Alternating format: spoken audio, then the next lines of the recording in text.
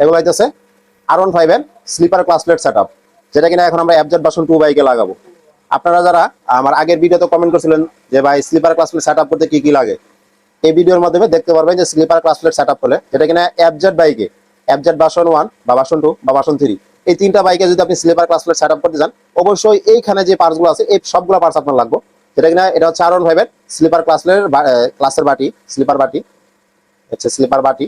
আর এগুলো হইতেছে যে ক্লাস প্লেট, এগুলো হচ্ছে ক্লাস প্লেট,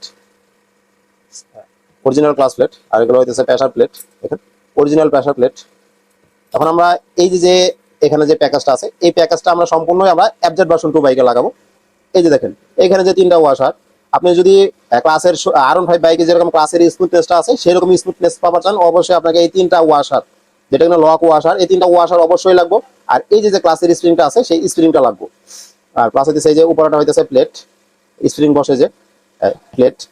এই সেটআপটা যদি আপনি কমপ্লিট সেটআপটা যদি FZ বাইকে লাগান, 100% গ্যারান্টি R15 থেকে যেরকম ক্লাসের স্মুথনেস যেরকম ফিডব্যাক পাওয়া যায়, সম্পূর্ণ এই সেটআপটা লাগানোর পর FZ বাইকেও ঠিক সেরকম ক্লাসের স্মুথনেসটা পাবেন, 100% গ্যারান্টি।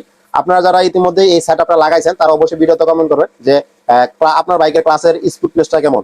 আর যারা এখন পর্যন্ত লাগান নাই তারা অবশ্যই তারাও কমেন্ট করবেন যে এরকম সেটআপটা আপনার বাইকে লাগাইলে। আর অবশ্যই কাস্টমার নিজেও কমেন্ট করবো কমেন্ট বক্সে যে আসলে আগের তুলনায় আগে থেকে ক্লাসের স্মুথনেসটা কতটুকু বাড়ছে। অবশ্যই কাস্টমার রিভিউটা নিব।